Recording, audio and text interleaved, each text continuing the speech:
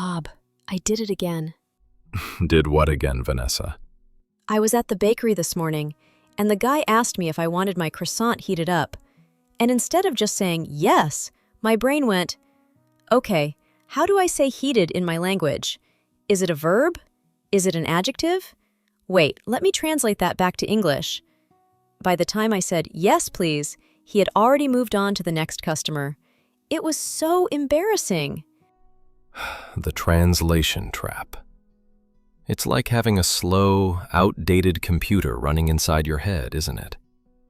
You're processing data while the world is moving at high speed. Exactly. And I know our listeners feel this too. You're stuck in the middle. You know the words, but they're trapped behind a translation wall. Well, today, we're tearing that wall down.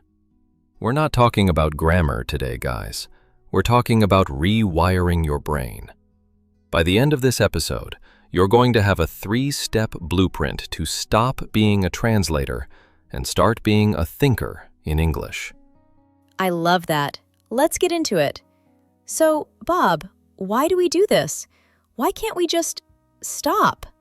It's actually a safety mechanism. Your brain wants to be correct. When you translate, you're using your native language as a crutch. You feel safe there. But here's the problem. Translation is a 3-step process. 1. Hear English. 2. Translate to your language. 3. Translate your response back to English. That's a lot of work. No wonder I'm exhausted after a 10-minute conversation. Exactly. To think in English, we need to delete that middle step. We want a direct wire from the concept to the English word. When you see you shouldn't think of the word in your language first. You should just see the red fruit and think, apple. That sounds easy for an apple, but what about complex stuff? Like, I should have gone to the gym. We'll get there. But the mistake most learners make is trying to run before they can walk. They try to translate complex philosophy before they've even learned to label their world in English. You always tell me stories about when you were learning Spanish, Bob. Did you have a magic moment where the translation stopped? I did, and it actually happened because of a very boring task, doing the dishes.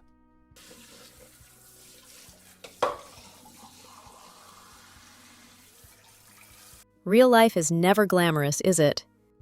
Never. I was living in Mexico and I was frustrated. My head hurt every day. So I started doing what I call the internal monologue. I stood at the sink and started narrating my life like a bad reality TV show. I thought, I am picking up the plate. The water is hot. I need more soap. That sounds a bit crazy, Bob. Did you talk out loud? At first, yes. I mean, I was alone, so why not? But then it moved inside my head. I stopped labeling just objects and started labeling actions. Instead of thinking about the grammar of, I am washing, I just felt the action, and the words came together. You know, I tried something similar yesterday. I tried to narrate my commute to work. I thought, the bus is late. Again. Typical. And honestly, I felt more confident because I wasn't trying to impress anyone. I was just living in English. That's the unlock, Vanessa. When you narrate your life, there's no pressure. No one is judging you. You're building the muscle memory of the brain. If you can't think, the bus is late in your head, you'll never be able to say it naturally in a meeting. Okay, let's get practical for our listeners. We've talked about narration, but how do we move to the next level? Bob, I have 3 gold rules for this. Stop using bilingual dictionaries. If you're still looking up an English word to find the equivalent in your language, you're feeding the translation monster. Switch to an English to English dictionary. Use the images. Oh, that's a tough one, but so important. It forces you to stay in the English zone. Exactly. Rule number 2. Learn in chunks, not words. Don't learn the word decision. Learn the phrase, make a decision. If you have the whole chunk, your brain doesn't have to build a sentence, it just hits play. I love that. It's like a shortcut on a keyboard. Now, let's look at some of the chunks and words we've used today. I caught a few advanced ones. You said our words are trapped behind a wall. Right. It means you can't escape. Many students feel trapped in an intermediate level. They feel stuck. You mentioned using your native language as a crutch, like the sticks people use when they have a broken leg? Bob, exactly. A crutch helps you walk, but if you use it too long, your leg never gets strong. Relying on translation is a linguistic crutch. This sounds fancy. It's just the voice in your head. Everyone has one. We just need to change the language of that voice. Like an electrician? Yes. Changing the way the cables in your brain are connected so that English becomes the default setting. I used this when I was talking about the bus. It means as expected, usually in a slightly negative or sarcastic way. Oh, it's raining in London? Typical. I used this when I was talking about the bus. It means as expected, usually in a slightly negative or sarcastic way. Oh, it's raining in London? Typical.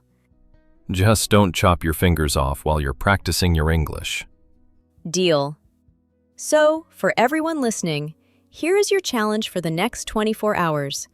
We want you to pick one routine task, whether it's showering, driving, or cooking, and perform an internal monologue for 5 minutes. No translating, just simple English. And we want to hear from you. In the comments below, tell us, what is one sentence you thought of in English today without translating? Even if it's just, I am tired, it counts. Don't forget to hit that subscribe button and ring the bell if you want to rewire your brain with us every week. Keep thinking, keep speaking, and we'll see you in the next one.